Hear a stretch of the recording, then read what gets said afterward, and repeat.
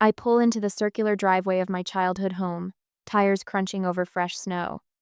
The 4-hour drive from Seattle has left my back stiff, but that's not why my stomach knots as I step out into the bitter December air. Christmas lights twinkle along the roofline, casting colored shadows across the unblemished white yard. So picture perfect, so deceiving. The front door stands unlocked as always. I pause in the entryway, listening to the familiar sounds of silverware clinking against china, ice cubes dropping into crystal tumblers, the low murmur of family voices. For a moment, I'm 10 years old again, breathless with holiday anticipation. "Anyone home?" I call out, unwinding my scarf. The conversation in the dining room stops. Completely. I step forward, each footfall against the hardwood floor echoing in the sudden silence. The dining room archway frames a scene that freezes my blood despite the home's abundant heat. 12 place settings gleam on the mahogany table. 12 chairs wait for bodies to fill them. 12 crystal water goblets catch the light from Mom's prized chandelier. But none of them are for me. Harlan looks up from his position near the head of the table, a half smile playing at the corners of his mouth. My older brother, 40 now but somehow still wearing the same expression he had when stealing the last cookie from the jar when we were kids.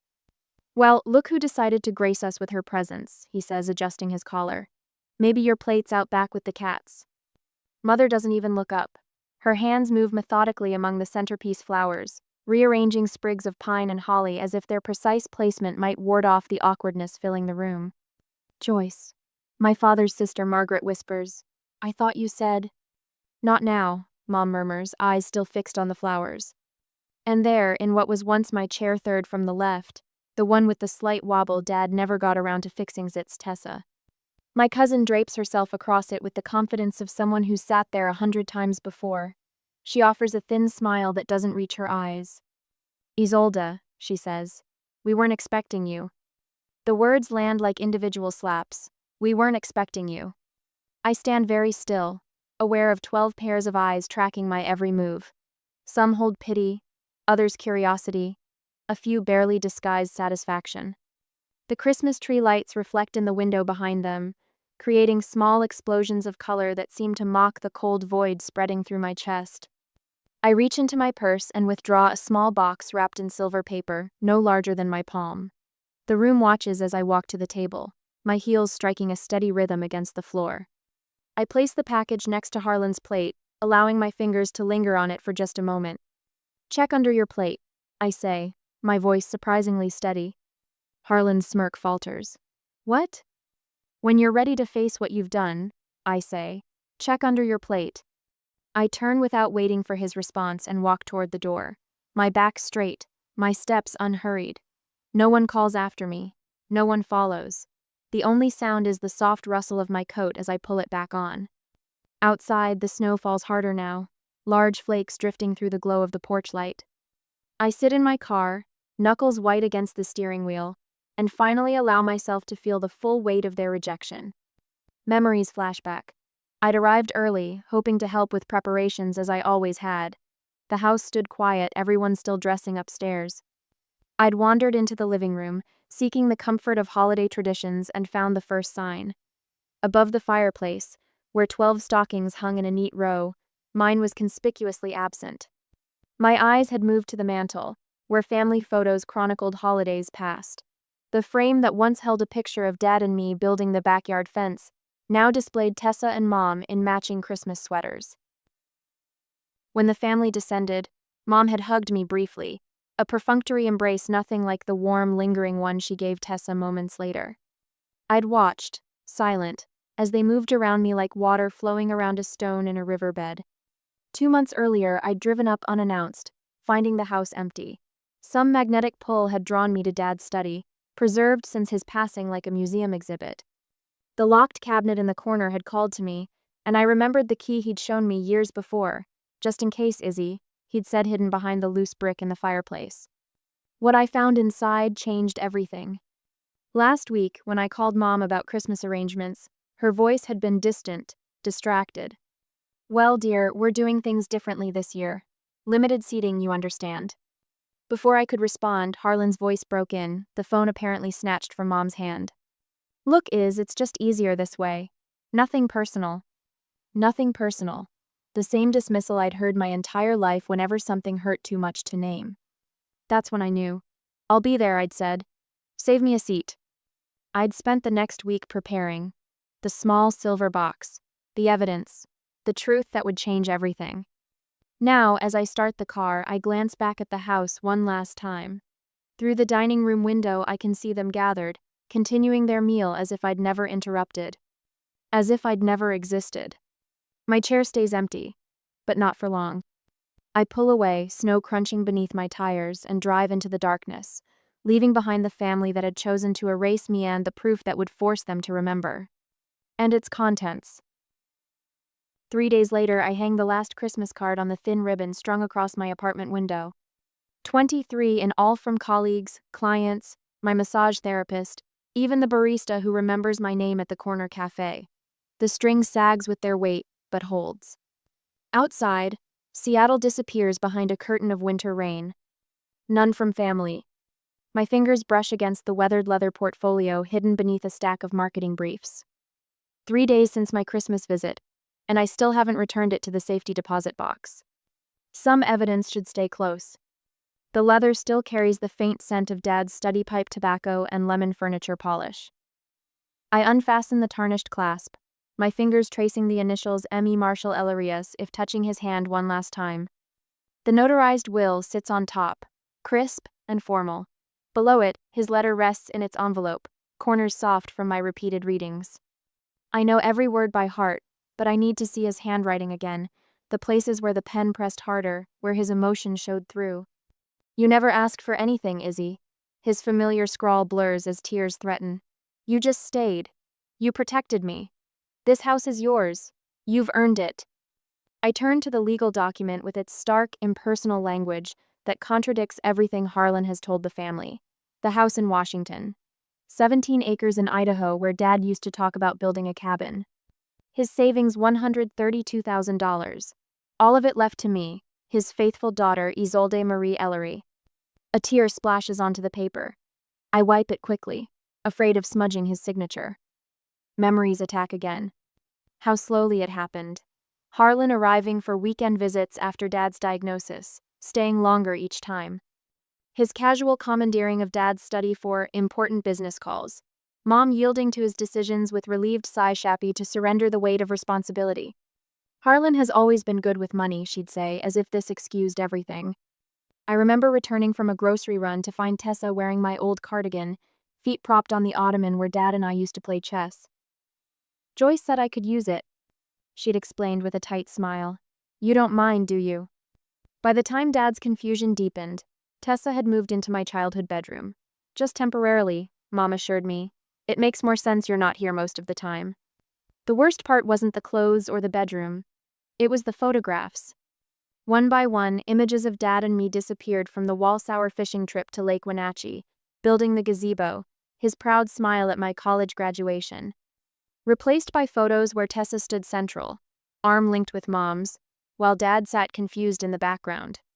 My phone vibrates against the coffee table. Sarah, my assistant. Tell me you're not working today, she says when I answer.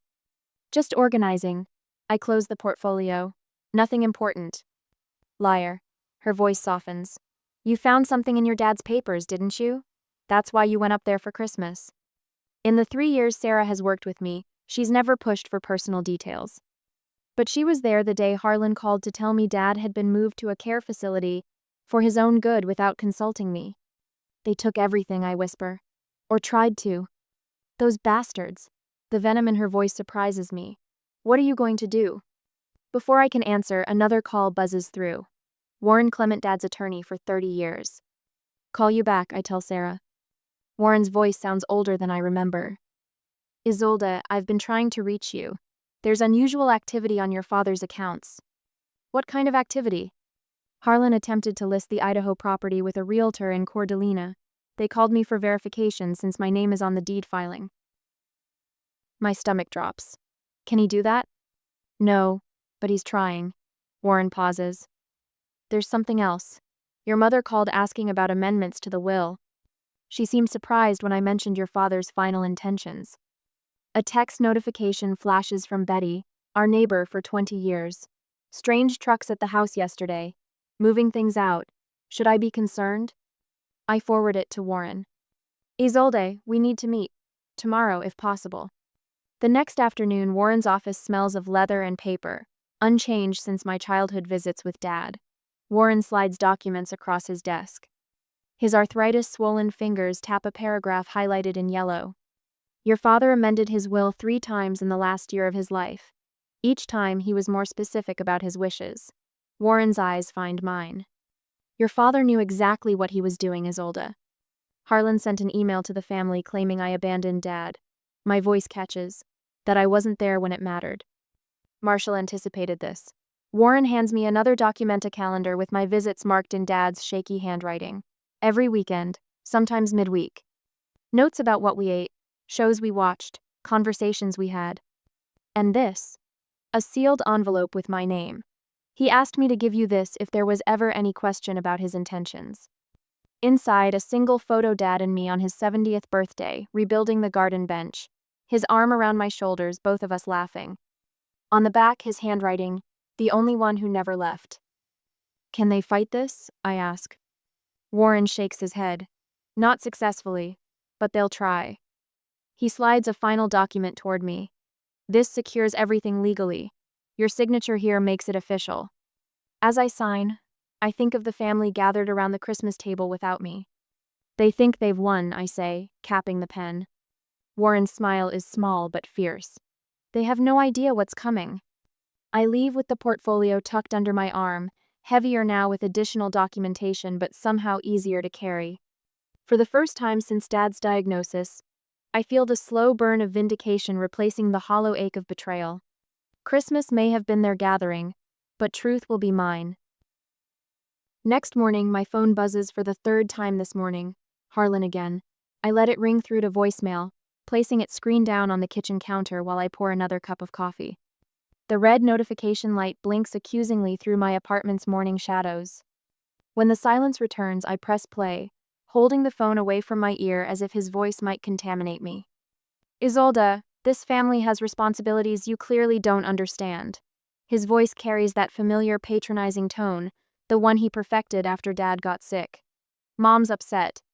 Call her back so we can discuss what Dad would have wanted. I delete the message without saving it, adding it to the collection of Harlan's manipulations that have filled my voicemail over the past week. What Dad would have wanted. As if Harlan has any idea what that might be. The mail arrives with a soft thud through the slot. Christmas cards cascade onto the entryway floor, bright, festive rectangles of forced cheer. Most are from colleagues and friends. But 3 bear handwriting I recognize. Aunt Margaret, Cousin Philip, Uncle James. I open them one by one, my stomach tightening as I read. We miss you at family gatherings. Your mother says you're struggling. Sometimes we have to set aside differences for family harmony. Your father valued family above all else. Remember his example. I place them in a neat stack on the counter beside a stuffed manila envelope that arrived yesterday. More letters from relatives, each one dripping with concern and gentle reprimands, each one clearly informed by Harlan's version of events. My laptop screen glows with notifications. Tessa has posted another round of photos, her decorating the Christmas tree at my childhood home, her hand on Mom's shoulder, her sitting in Dad's favorite chair by the fireplace. The caption reads, "Carrying on the Ellery family traditions, blessed to be here, family first." The coffee turns bitter on my tongue. My phone rings again. Joyce this time. I silence it mid-ring. Not today, I whisper to the empty apartment. I grab my keys and drive across town to the storage unit I've maintained since moving to Seattle. The metal door groans as I roll it upward, revealing stacked boxes marked with Dad's careful handwriting. I navigate past college furniture and old winter clothes to the back corner where his workbench tools wait, carefully wrapped in old blankets. The hammer feels solid in my hand, its wooden handle worn smooth from years of use. I unwrap each tool slowly, the level with the slightly bubbled glass, the handplane with Dad's initials scratched into the metal, the tape measure with faded numbers. A memory surfaces, bright and immediate. I'm 14, holding boards steady while Dad measures. The backyard fence had collapsed during winter storms, and rebuilding it became our weekend project. The neighbors offered to help, but Dad refused. "This is ours, Izzy," he'd said, showing me how to level each post.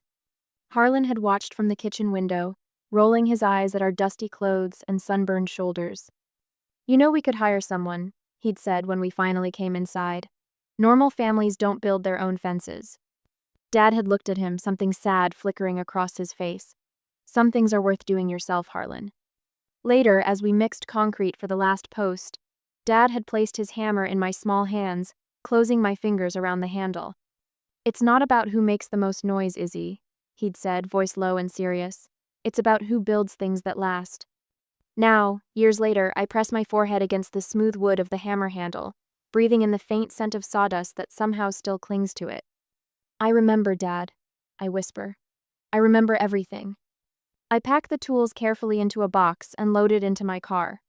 The weight of them feels like armor somehow, protection against the storm of texts and calls trying to pull me back into their narrative. 3 days later, I spot Tessa across the produce section at Morgan's Market. I consider abandoning my cart, avoiding the confrontation, but something stops me. Dad's voice, perhaps. "Some things are worth doing yourself." She notices me by the apples, her face arranging itself into a mask of concern so practiced it's almost convincing. "Isolde, we've all been so worried." She moves toward me, arms outstretched as if for a hug. I remain still, watching her arms slowly lower when she realizes I won't step forward to meet them. "I'm perfectly fine," I say, selecting an apple and placing it carefully in my basket. "I'm sure you've made yourself quite comfortable in my absence." Her eyes narrow slightly, the mask slipping. "You left, Isolde. We stayed. That matters." "So does the truth, Tessa." I meet her gaze directly, and it always finds its way home. She flinches, just slightly, but enough to confirm what I already know. They're afraid of what I found. Of what I know. That evening, Warren calls with updates. The paperwork is filed. Legally, they can't touch the property or accounts without triggering serious consequences. Sarah stops by with dinner and helps me organize the final pieces of evidence, photographs and bank statements spread across my dining table. "Your brother is a real piece of work," she says, slipping another document into a folder. "These withdrawals all coincided with your father's decline." Betty, my parents' neighbor for 20 years, texts me photos of strangers coming and going from the house, moving furniture I recognize. Douglas, Dad's oldest friend, leaves a voicemail recounting how often Dad spoke of me with pride. "He told me once," Douglas says, voice crackling over the line, "that you were the only one who saw him, not what he could give. Remember that, Isolde." The contrast strikes Methy's circle of support versus the blood relatives who've chosen to erase me. Next week, Tuesday, I drive to the cemetery. The ground is hard with frost, crunching beneath my boots as I make my way to Dad's grave. I place a small arrangement of holly and pine cones, things we used to gather together from the woods behind our house. "They won't erase you from my story, Dad. I promise," my breath forming clouds in the cold air. "Or me from yours." Standing there, with the winter sun breaking through bare branches, I feel a strange clarity settling over me. The hammer, the fence, the quiet lessons he imparted while Harlan was busy elsewhere, these were the real inheritance. Not the house or land or money they're so desperate to claim. Back at the hotel, I prepare with methodical care. Each document copied, the most damning evidence placed in chronological order. I select the photograph that will hurt them most, Dad and me on the porch swing, his arm around my shoulders, both of us laughing at some forgotten joke. The one Harlan took and later pretended didn't exist. I choose my clothes with equal care, a simple black dress, Dad's watch on my wrist, no jewelry beyond small pearl earrings he gave me for college graduation, nothing flashy or dramatic. Nothing that suggests I'm coming for a fight. The small silver box sits on the hotel desk, waiting. Inside it, everything they fear. The truth, laid bare in Dad's own handwriting. My phone buzzes with a text from Sarah. "You don't have to do this alone." But I do. This moment belongs to me, and the promises I made at a graveside this morning. As I drive toward the house, I rehearse what I won't say, what accusations I'll swallow, what anger I'll contain. This isn't about confrontation, it's about truth. I park in the circular driveway, taking a deep breath before stepping out into the cold. Through the dining room window I can see them gathered, glasses raised in some toast I'm not part of. The front door opens silently under my hand. The family falls quiet as I appear in the doorway. the silver box tucked under my arm. Mom's face pales. Isolde, we weren't expecting, Joyce begins, voice trembling. I know, I say, my voice steady and clear in the sudden silence. But some things can't stay buried forever. I place the box on the table, all eyes following my movement. No one speaks. No one moves. And in that frozen moment, I finally understand what Dad meant about building things that last. I drive through the snow-hushed streets away from my childhood home, the taillights of my car painting the white landscape red. Lights twinkle from neighboring houses, blurring through tears I refuse to shed. Not this time. My phone buzzes on the passenger seat. Again and again. The screen lights up with notifications. Joyce, Harlan, Tessa, even Aunt Margaret. The silver box I left behind has done its work. I picture them scrambling now, the perfect dinner descending into chaos as they realize what I know. Let them burn, I whisper to the empty car. At the hotel, I place my phone face down on the nightstand without checking a single message. The evidence will speak for itself, Marshall's will. The bank statements showing my financial support during his illness, the calendar of my visits when they claimed I was absent. Truth needs no defense attorney. For the first time in months, I sleep without waking, dreamless and deep. Morning brings 37 missed calls and 22 text messages. I scroll through them while sipping coffee by the window, watching the snow blanket the parking lot below. Joyce, we were just caught off guard. Please call us. Harlan, let's meet. I think we misunderstood each other. Tessa, this isn't what you think. Followed by a sad face emoji that makes me laugh out loud. Cousins who hadn't spoken to me in months suddenly remember my existence. Uncle Robert wants to clear things up. Aunt Margaret hopes we can talk this through like adults. I don't block any of them. I simply don't respond. 3 days pass. I return to Seattle, to my apartment with its clean lines and absence of family photos. Sarah, my assistant, brings me coffee as I settle back into my office. How was the nuclear meeting? She asks, leaning against my desk. Radioactive, I answer, scrolling through work emails. You okay? I look up, consider the question. Better than I've been in years. Sarah nods, understanding without needing details. She's seen the toll this family struggle has taken. Your brother called the office 4 times yesterday. And? I told him you were unavailable indefinitely. Her smile holds no apology. The intercom buzzes an hour later. Sarah's voice comes through crisp and professional. Miss Ellery, your brother is here, without an appointment. My stomach tightens, but my voice remains steady. Tell him I'm in a meeting. 5 minutes later, Sarah appears in my doorway. He won't leave. Says it's about your father's will. I look at the family photo I keep hidden in my desk drawer, Marshall and me on the porch swing, before the dementia, before the betrayal. I slip it back inside and stand. I'll handle it.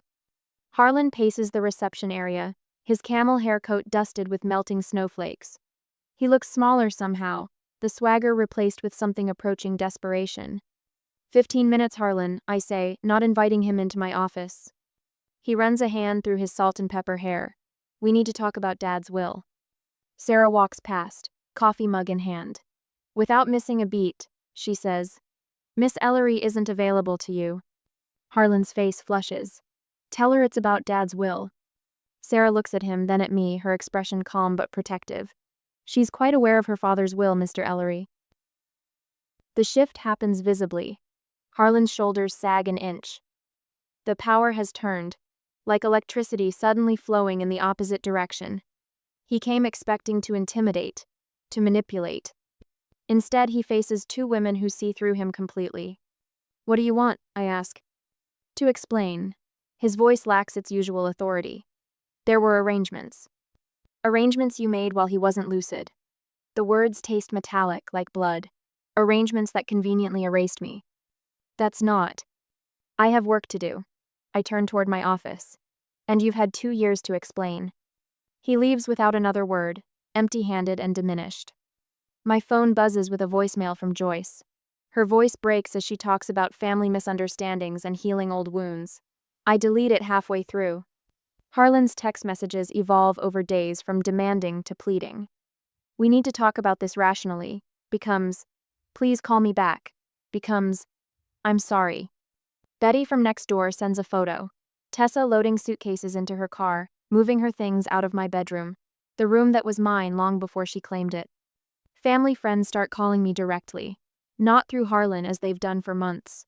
Their voices hold questions they don't quite ask. The truth ripples outward, reshaping perceptions, correcting the narrative Harlan so carefully constructed. I draft an email at Sarah's desk, her reassuring presence beside me. The message is simple. Copies of the will attached. A brief explanation of Marshall's intentions. No accusations or drama. I send it to the extended family with one click. "Are you sure?" Sarah asks. I nod. Truth doesn't need embellishment. The next day, I make a public donation to the dementia care facility where Marshall spent his final weeks. The amount matches exactly what he left me in savings, $132,000. I list it in his name, with a note about dignity in memory care. My phone rings less frequently now. The messages turn respectful, even contrite. Joyce sends a photo. The family portrait with me and Marshall back on the mantle, restored to its place after months of absence. I don't respond. Some silences speak volumes. A week later, I arrive 15 minutes early to Cliffside, a restaurant perched on the edge of Lake Washington, where my family has requested this neutral meeting. The hostess leads me to a private room in the back, where floor-to-ceiling windows frame snow-dusted evergreens and slate-gray water. The table is already set for 4. Perfect. Warren won't be expected. I take the seat facing the door and place my leather portfolio on the table. Inside rest the pieces of a puzzle my family never expected me to solve. My fingertips trace the worn edges of my father's voice recorder, a simple device that will shatter their carefully constructed narrative. The door swings open. Mother enters first, her face a careful mask of maternal concern. Harlan follows, his shoulders squared in that boardroom posture he's perfected over the years. Tessa trails behind them, already looking for the quickest exit. "Isolde." Mother attempts a tremulous smile. "Thank you for coming." I gesture toward the empty chairs without rising. "Please, sit." They arrange themselves opposite me, a unified front. The waitress appears with water, but I wave away menus. "Just coffee for now." "We should order," Harlan says, the slight twitch in his jaw betraying his irritation. "This might take a while." "It won't," I reply. Mother reaches across the table, her manicured fingers stopping just short of mine. "Darling, we've had time to think about everything. About what your father really wanted for all of us." "Have you?" My voice remains level. Harlan leans forward, his expression shifting to what he probably believes is compassionate understanding. "Look, estate matters are complicated. Dad had good intentions, but he wasn't thinking clearly toward the end." "Wasn't he?" "You know he wasn't," Tessa interjects, her voice honey-sweet. "Marshall made promises to me too, to all of us." Mother dabs at the corner of her eye with a monogrammed handkerchief. "You abandoned us when we needed you most, Isolde." Your father was confused. Harlan steeples his fingers. "We're prepared to contest the will. Do you really want to drag the family through that kind of public spectacle?" "Your emotional state after Dad died," Mother begins, "was perfectly sound," I interrupt, placing the small voice recorder on the table. "As was his." I press play.